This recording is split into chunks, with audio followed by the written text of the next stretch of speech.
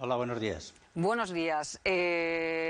Todavía no conocemos los detalles de esa ley de amnistía, que todavía no se ha registrado en el Congreso, pero sí lo que contiene esas 4 páginas de pacto entre PSOE y Junts, que tanto ha enfadado a la Judicatura. ¿Considera usted que el contenido de este pacto es una intromisión o un ataque al Poder Judicial, señor Vallestín?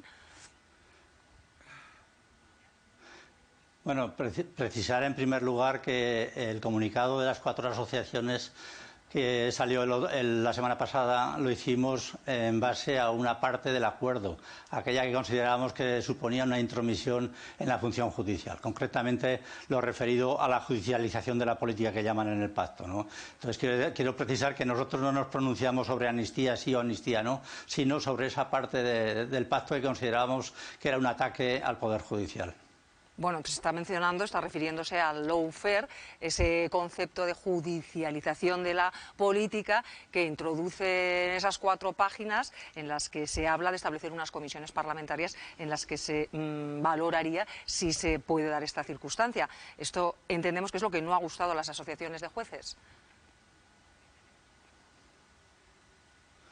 Hombre, me parece personalmente escandaloso y creo que nos parecía a todos los jueces que leímos el contenido del pacto, porque realmente es una palabra inglesa que tiene su significado en toda la prensa y los medios, pero desde luego que los propios pactantes, los propios negociadores se encargaron de precisar lo que querían decir. O sea, ahora no pueden... La verdad es que luego al día siguiente fuentes del Partido Socialista precisaron que no se iban a crear esas comisiones parlamentarias a las que aludía el pacto, pero lo cierto es que después de la palabra inglesa, como digo, se hablaba claramente de la instrumentalización de la justicia, se hablaba de la judicialización de la política, y eso es lo que verdaderamente nos sentó mal, porque aquí no hay casos de judicialización de la política, y si los hay, eso supondría una actividad irregular de un juez determinado que se fiscaliza a través de los recursos ordinarios, o incluso se puede ir luego in saltum al Tribunal Constitucional o al Tribunal Europeo de Derechos Humanos, en cualquier caso. Eso lo que no puede ser es que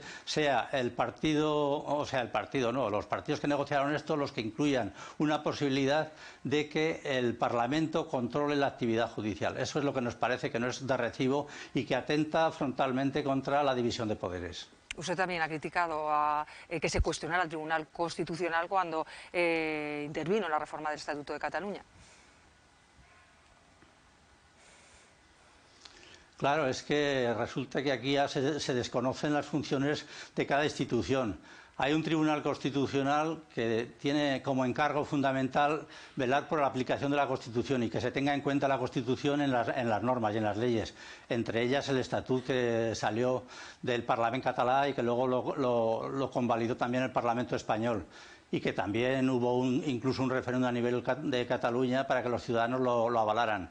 Eso no quiere decir que haya pasado el filtro de la Constitución. Si alguna entidad o partido político o corporación legitimada para plantear un recurso de amparo ante el Tribunal Constitucional lo plantea y pide que se concrete verdaderamente si esa ley que suponía una reforma estatutaria pasa a los filtros de la Constitución, pues entonces muy bien, pero tiene que ser el Tribunal Constitucional el que lo diga, y por tanto aquí el Tribunal Constitucional hizo lo que tenía que hacer.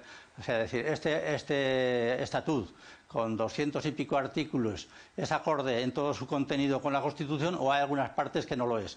El Tribunal Constitucional se limitó a decir que había 14 artículos que había que declararlos inconstitucionales, porque consideraban que no eran acorde con el tenor de los preceptos que establece la propia Constitución, ¿no? Entonces eso hay que acatarlo. Se podrá criticar la decisión del Constitucional, como es lógico, pero hay que acatarla, y eso es un poco separar las funciones de cada institución en este país. O sea, unos tenemos la función judicial, otros tienen la iniciativa legislativa, pero al final el filtro de constitucionalidad lo tiene que determinar el Tribunal Constitucional, que es para lo que está.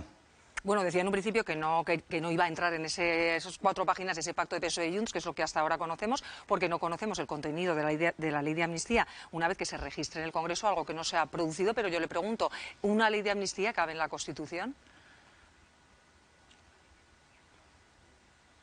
Bueno, precisamente volvemos a lo mismo. Yo no me puedo pronunciar sobre eso porque, igual que quiero que me respeten en mi función, que respeten desde el Parlamento al Poder Judicial, también tengo que ser respetuoso con las iniciativas parlamentarias.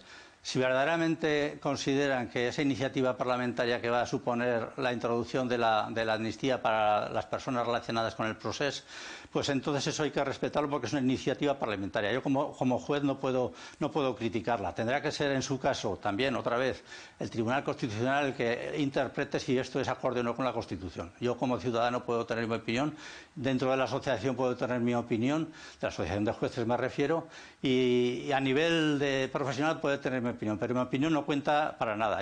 Si hay una iniciativa parlamentaria sobre la amnistía y resulta que luego el Tribunal Constitucional considera que verdaderamente cumple todos los parámetros de la Constitución y que es totalmente constitucional, pues los jueces lo que tenemos que hacer es acatarla y aplicarla en los casos que proceda.